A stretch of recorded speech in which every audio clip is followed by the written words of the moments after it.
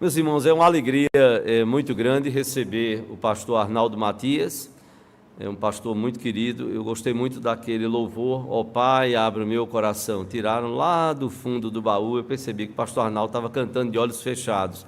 Eu tinha que olhar a letra para poder cantar, né? Mas o pastor Arnaldo cantou bem tranquilamente. Nós somos contemporâneos no seminário presbiteriano. Eu me formei em 89, ele formou apenas um ano depois. Somos jovens, viu? Somos jovens no mundo velho, não é? Precisamos adorar o Senhor e servir ao Senhor. Estava lembrando, ele foi pastor da igreja presbiteriana de Arco Verde. Tivemos lá, num período lá, muito festivo, de muita alegria, e vermos este servo do Senhor. Está acompanhado de sua esposa, Daniela Palomares. Onde é que ela está? Por favor, fique de pé. Opa, aqui no canto esquerdo. Seja muito bem-vinda. Vamos ouvir a palavra de Deus, aquilo que Deus tem a nos falar nesta noite, que o pastor Arnaldo possa ficar muito à vontade. Ele é pastor da igreja presbiteriana de Areias, já há 12 anos, e que Deus possa usá-lo, né, para falar aos nossos corações através da sua palavra. Muito obrigado.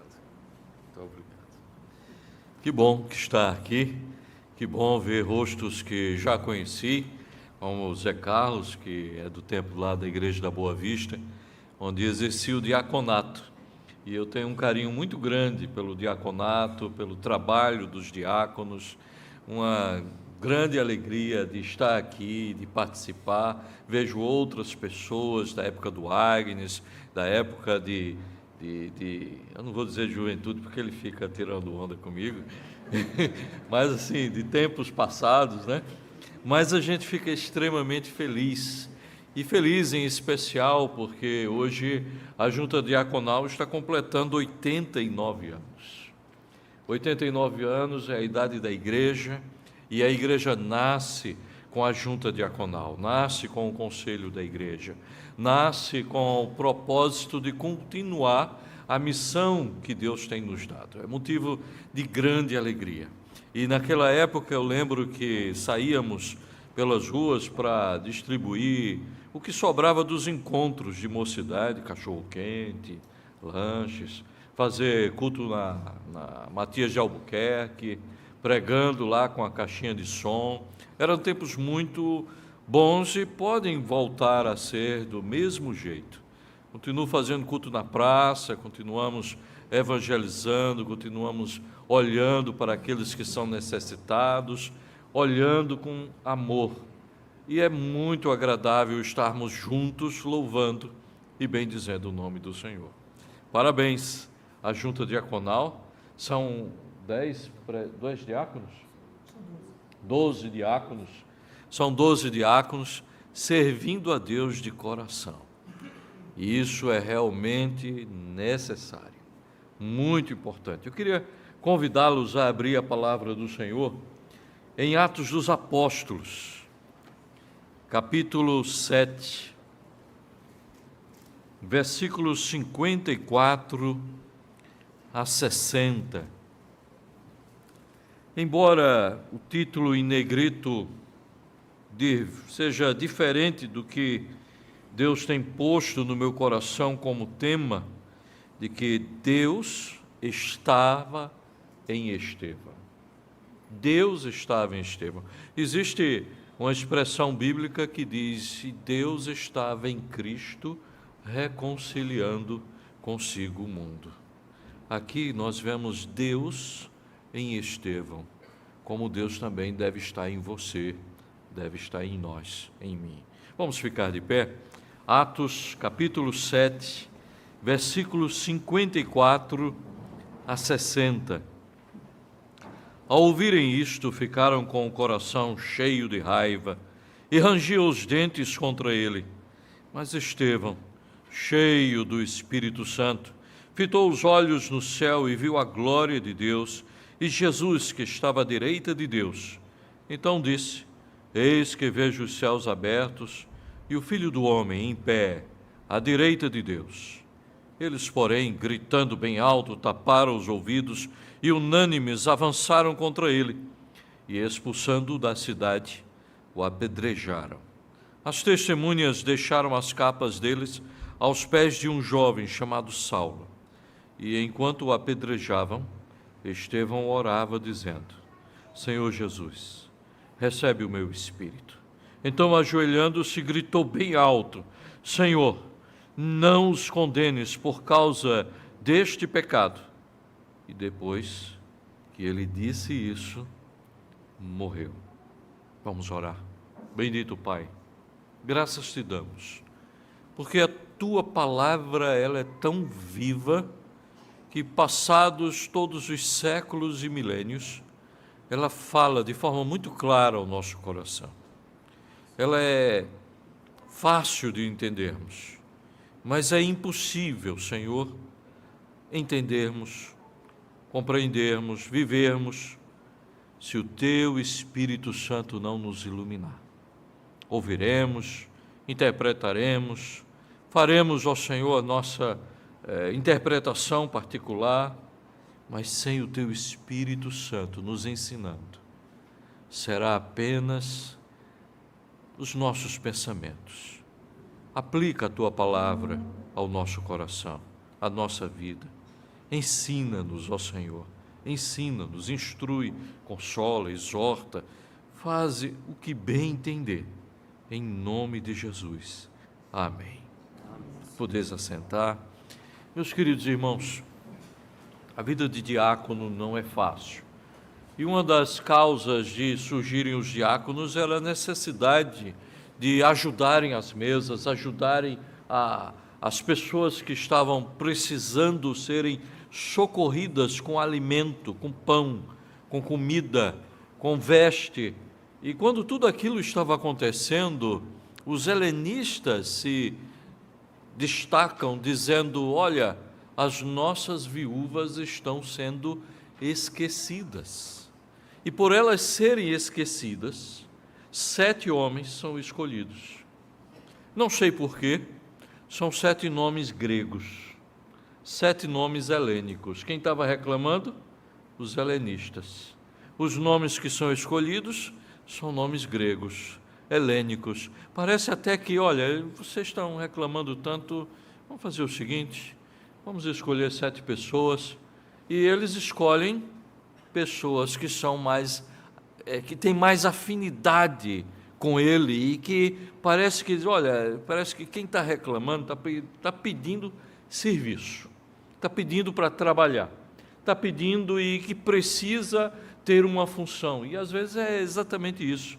Às vezes a pessoa está com a mente tão desocupada, está tão sem ter o que fazer, que começa, ao invés de fazer alguma coisa, começa a ver defeito, a ver problemas, a ver dificuldades. Mas o que Deus está dizendo é que esses homens, esses 7 homens que foram escolhidos, não eram homens murmuradores, não eram homens que reclamavam, embora eles tivessem os nomes gregos, ou embora eles pudessem até ser, de certo modo, helenistas, eles têm a característica de serem cheios do Espírito Santo.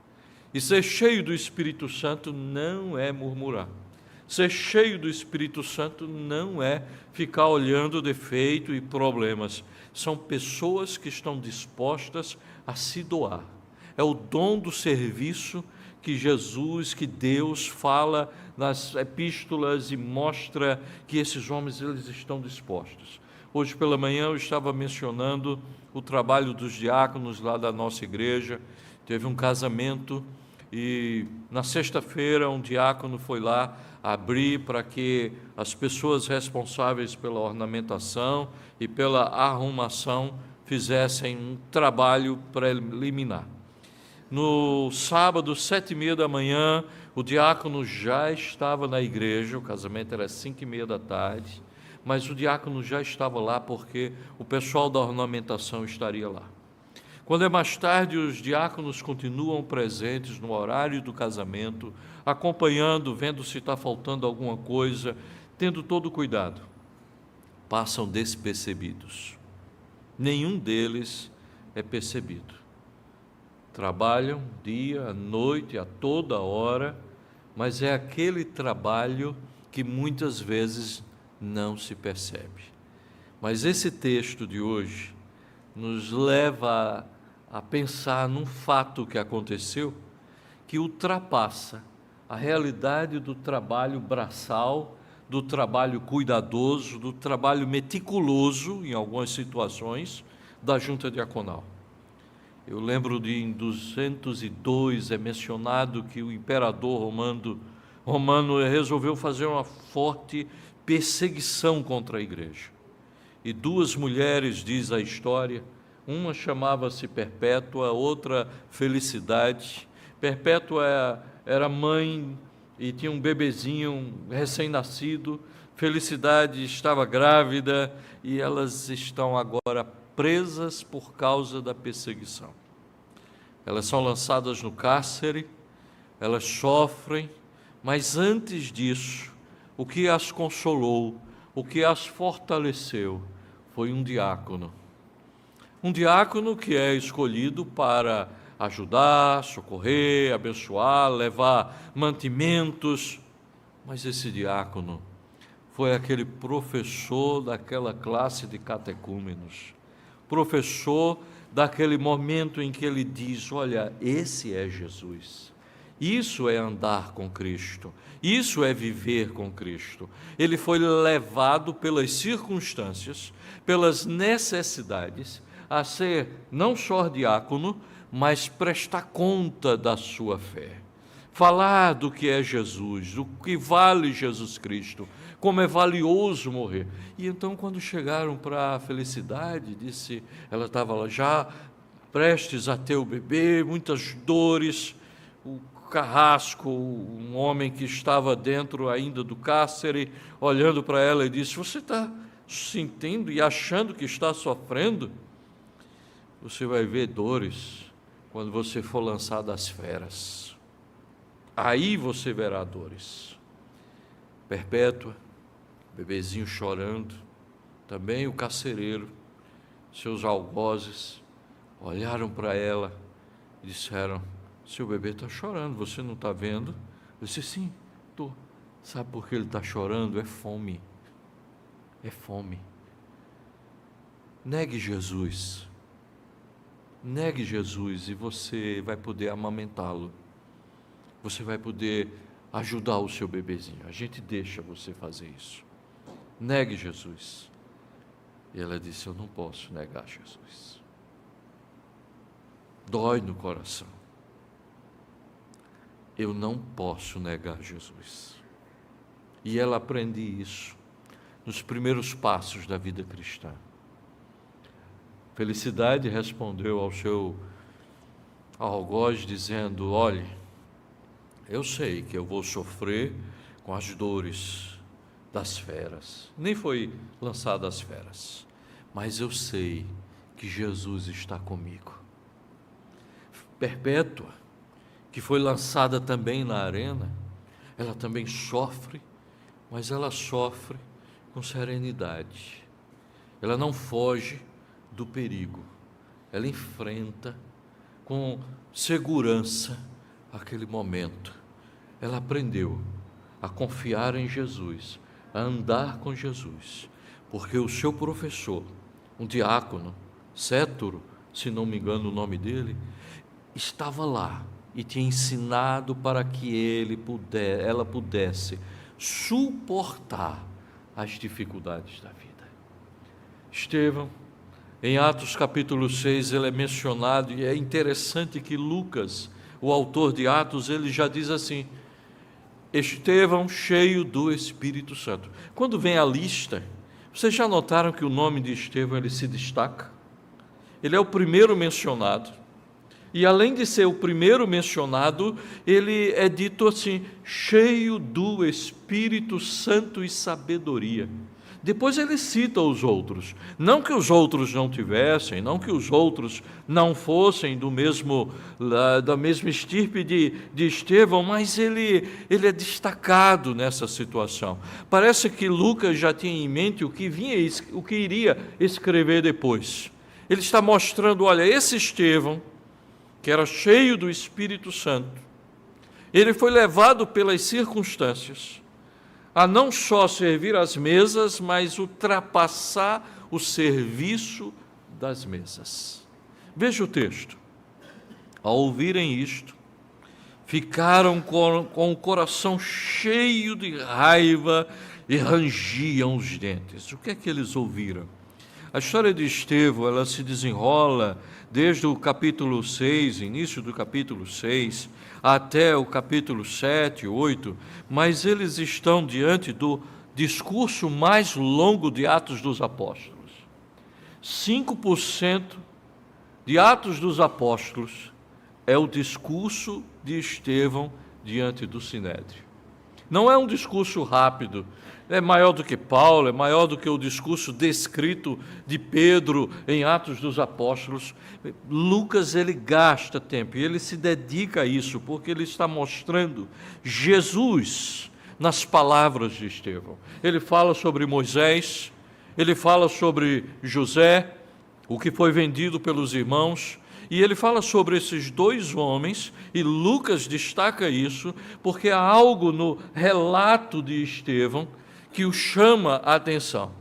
O relato é que as pessoas olharam para Estevão, e quando fitaram os olhos em Estevão, o rosto de Estevão era como de um anjo. É como que brilhasse. E quem no Velho Testamento tem um rosto que brilha? Não é Moisés? Dizem, pelo menos Flávio Joséfo diz que José, ele não estava lá para ver nem isso, mas é na mente de Flávio Joséfo, diz, e José também, o rosto dele brilhava diante dos seus inimigos, brilhava por onde ele passava, no momento em que ele estava vivenciando as palavras do Senhor. E eles estão ouvindo Estevão, porque o forçaram.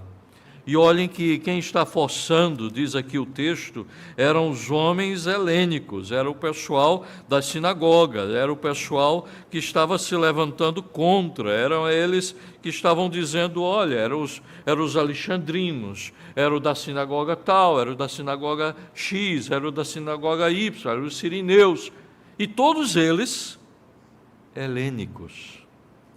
Os helênicos não eram os hebreus, mas eram pessoas gregas que tinham abraçado a princípio o judaísmo e que posteriormente estavam vivenciando o cristianismo. Então eles eram judeus helênicos, eles eram judeus que tinham ido para a diáspora e agora voltavam, e as pessoas olhavam para eles e achavam esse pessoal cheio de ideias, cheio de coisa estranha, mas eles perturbavam muito a igreja.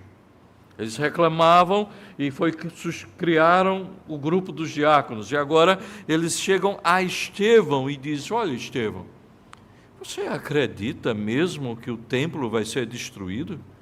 Você realmente defende que devemos obedecer às leis de Moisés? Eles procuraram Estevão. Estevão não os procurou.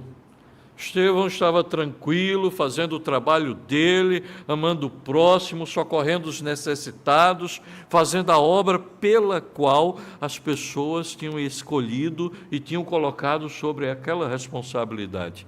Mas o que você faria se você fosse um guarda de trânsito, se você fosse uma pessoa que é professora de uma escola, o que você faria se você fosse um médico e naquele instante que você está ali trabalhando no seu consultório ou na sua sala de aula e alguém desafiasse a você falar sobre a sua fé e dissesse, você crê mesmo que Jesus ressuscitou? Você crê mesmo que Deus ressuscitou dos mortos, que Deus tem poder, que essas coisas acontecerão? Você crê que Jesus Cristo voltará? Essa história é muito antiga, que Jesus vai voltar, e até agora não voltou. É tanto que o apóstolo Pedro, já sentindo e vivenciando essas objeções, ele diz, olha, se disserem que ele tarda, ele não tarda. Ele vem na hora certa. Ele vem no momento certo. Ele não tarda nem retarda a sua vinda. Ele tem hora para fazer isso. E Estevão, ele não podia fugir de uma indagação, de um desafio, de dizer quem é Jesus Cristo. o que ele crê.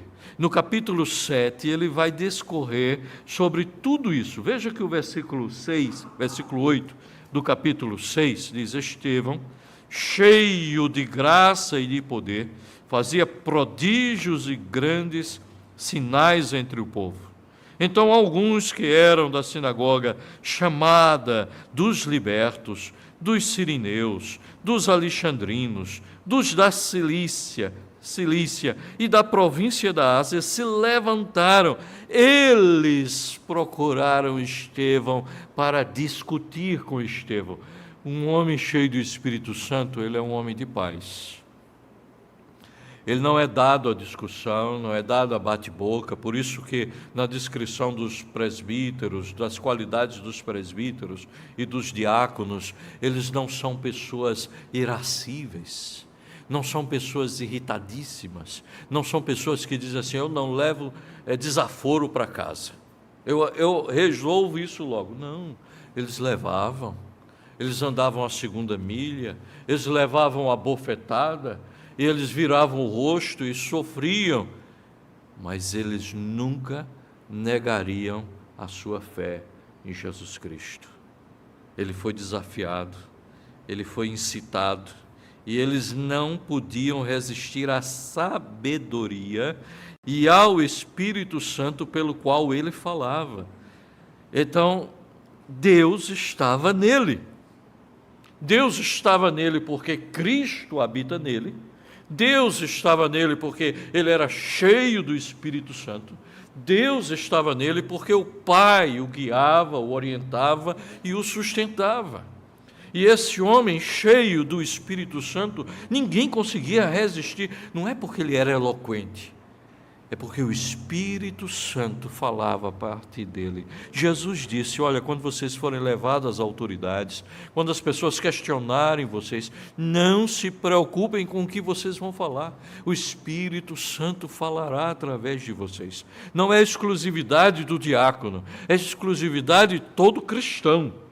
De todo cristão. O não cristão não entra nesse contexto, mas é do Espírito do Senhor essa sabedoria, e ele era cheio de graça, poder, fazia prodígios e grandes sinais entre o povo. E então ele começa o seu discurso, porque eles escolheram pessoas que não só mentiram, mas testemunharam barbaridades contra Estevão. E Estevão, fazendo uso da palavra, começou no capítulo 7 a aparentemente responder à pergunta do sumo sacerdote: isto é de fato assim? Isto é de fato assim? Ele discorre tudo. Irmãos, ele era tão cheio do Espírito Santo. Deus estava com Estevão de uma forma tão extraordinária. E lembre do seguinte: personagem principal aqui não é Estevão, é Deus. Deus que está com Estevão, Deus que está o levando, Deus que está colocando a palavra certa na boca do seu servo. Deus é o personagem principal. Deus em nós, Deus através de nós, Deus nos usando. Sabe o que é que eles aconteceram? Sabe o que é que eles fizeram? Eles taparam os ouvidos. Eles disseram: eu não quero mais ouvir nada, não quero mais ouvir nada disso, isso é blasfêmia. Porque para os judeus, ouvir blasfêmia nem sequer devia entrar na sua mente, no seu coração, nos seus ouvidos. O salmista diz: não porei coisa injusta diante dos meus olhos. O judeu certo, o judeu raiz, ele dizia: nem ouvir besteira eu quero, muito menos blasfêmias. Taparam os ouvidos. Não era atitude infantil, era atitude de dizer: eu não aceito isso. Mas o que Estevão dizia era: Jesus Cristo foi rejeitado por vocês. Jesus Cristo, vocês o crucificaram, os pais de vocês o mataram, vocês também são responsáveis por isso. E Estevão começou a mostrar que a rejeição de Jesus tinha tudo a ver com a fé que eles tinham. As palavras de Estevão eram cheias de graça, de poder, porque o Espírito Santo, porque Deus estava nele. Ainda olhando para os versículos que lemos, diz: mas Estevão, cheio do Espírito Santo, fitou os olhos no céu e viu a glória de Deus e Jesus que estava à direita de Deus. Quando Deus está em nós, a gente começa a ver coisas, não é ter visões e ficar vendo o vulto, não é isso não, calma. Quando Deus está em nós, o foco, apesar da perseguição, apesar dos problemas, apesar das dificuldades, apesar das falsas acusações, apesar das injustiças, apesar das coisas que estão sendo ditas, ele olha para Jesus. O foco dele está nos céus.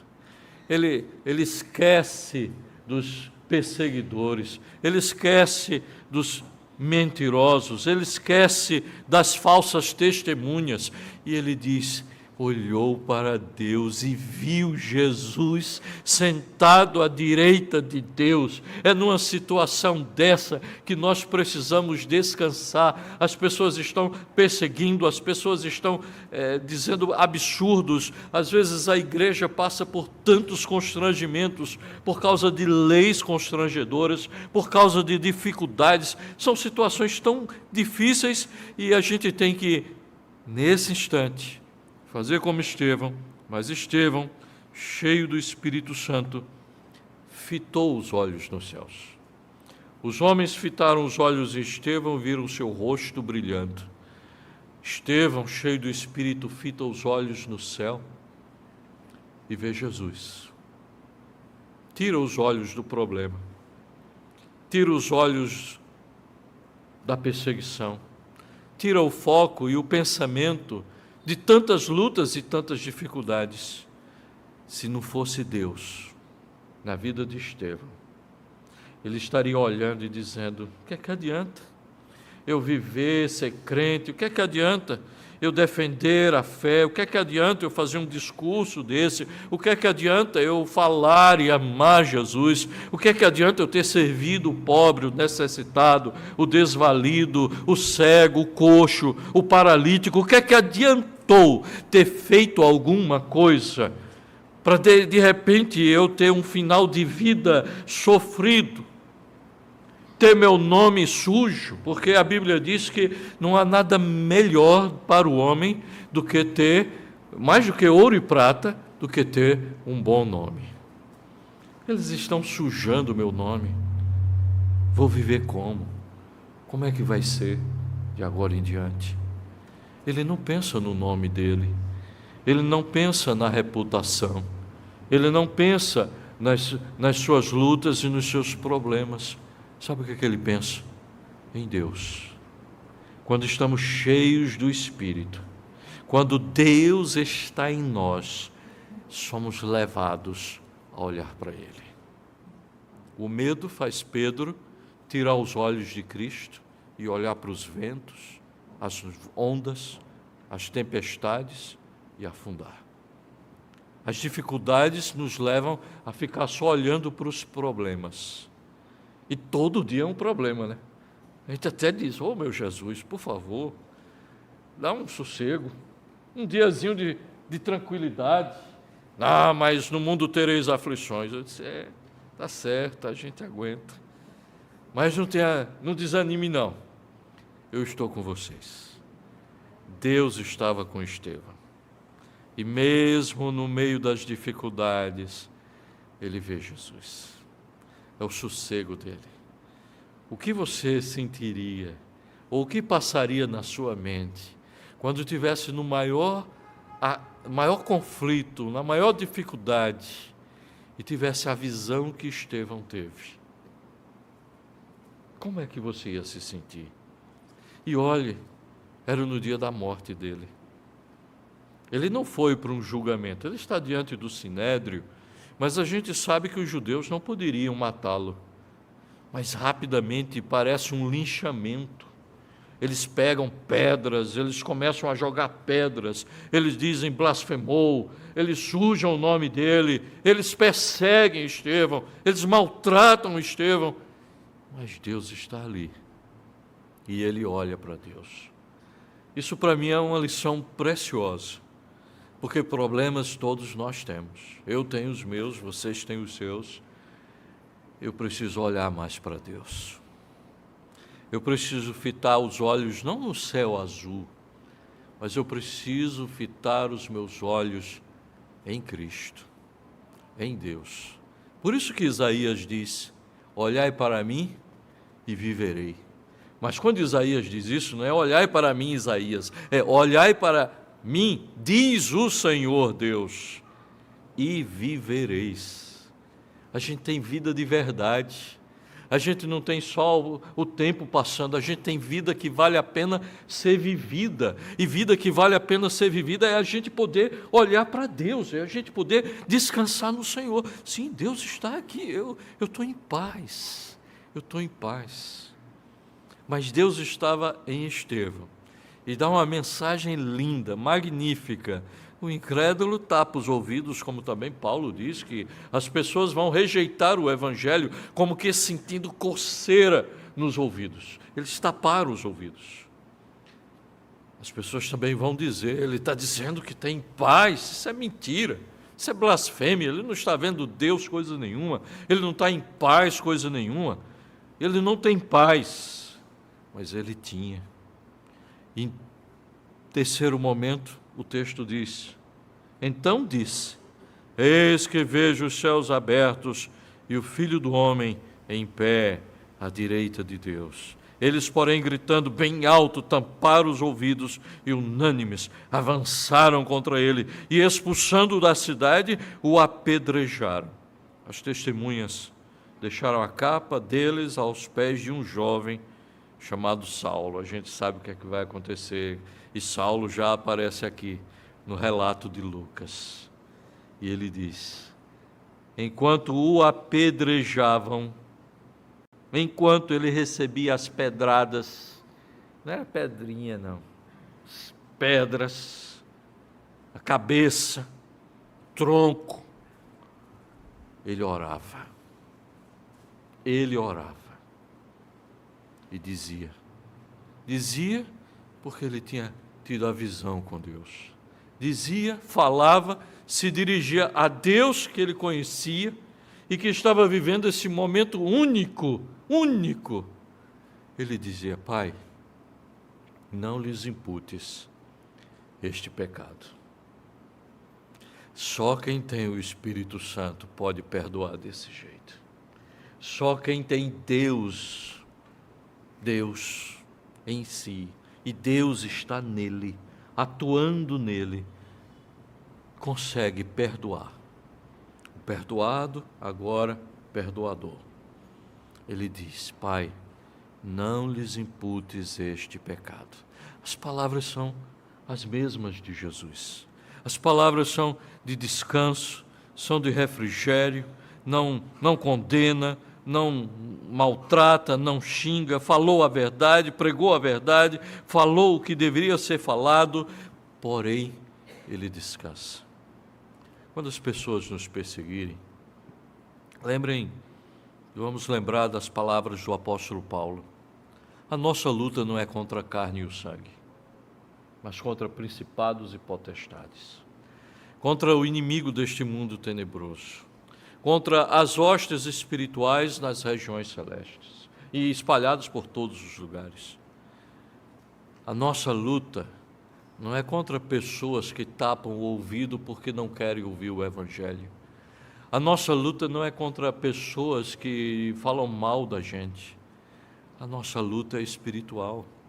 E nesse instante, para se ter vitória nessa luta, não é só ter a espada do Espírito e lutar e argumentar. Não é somente ter os olhos fitos em Cristo, em Deus, mas é também necessário que a gente perdoe essas pessoas. Porque perdoando, de fato, Deus está em nós. Pregando o Evangelho, sim, Deus está em nós.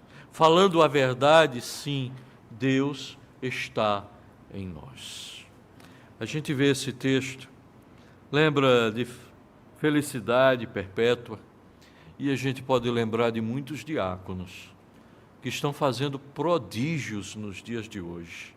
Nesta igreja, os 12 diáconos que vocês têm, cada um com seu temperamento, cada um com sua percepção de mundo, cada um com seu jeito de ver as circunstâncias, mas todos com Deus neles, ajudando, fortalecendo, animando, revigorando, socorrendo, às vezes até chorando. Quando chega naquela casa que desabou por causa da chuva, que chega naquela casa que as crianças estão no meio de um monturo, porque a mãe é catadora e ela guarda tudo dentro de casa. E os escorpiões, os ratos, as baratas, estão num parque de diversões. E eles estão ali dando uma orientação, um socorro, uma ajuda, até de certo modo, precisando lavar os pés de uma pessoa que não consegue mais nem sequer tomar banho. A gente não sabe o que um diácono vai passar. A gente não sabe o que um diácono vai enfrentar pela frente, ou o que já enfrentou, ou pelo que já passou. Mas a gente precisa ter um amor muito grande por eles. A gente precisa orar por eles. Deus está neles. Deus está também em você.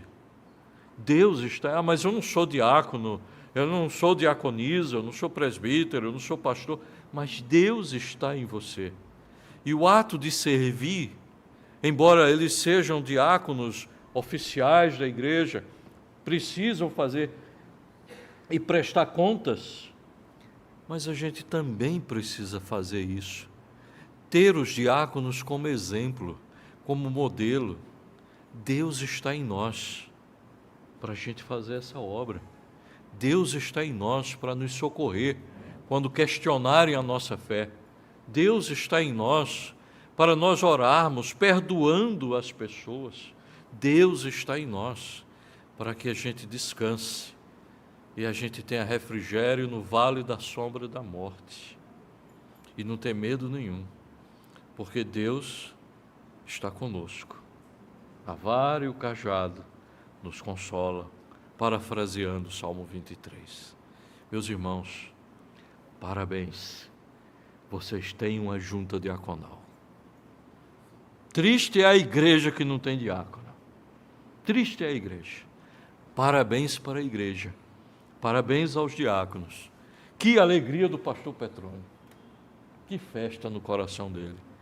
Ele poderia dizer: tenho diáconos na minha igreja. Graças a Deus. E melhor ainda, Deus está neles. Graças a Deus por isso. Que Deus os abençoe. Que dê longa vida aos diáconos. Que haja muitos diáconos eméritos na casa do Senhor. E que o Senhor seja conosco. Amém.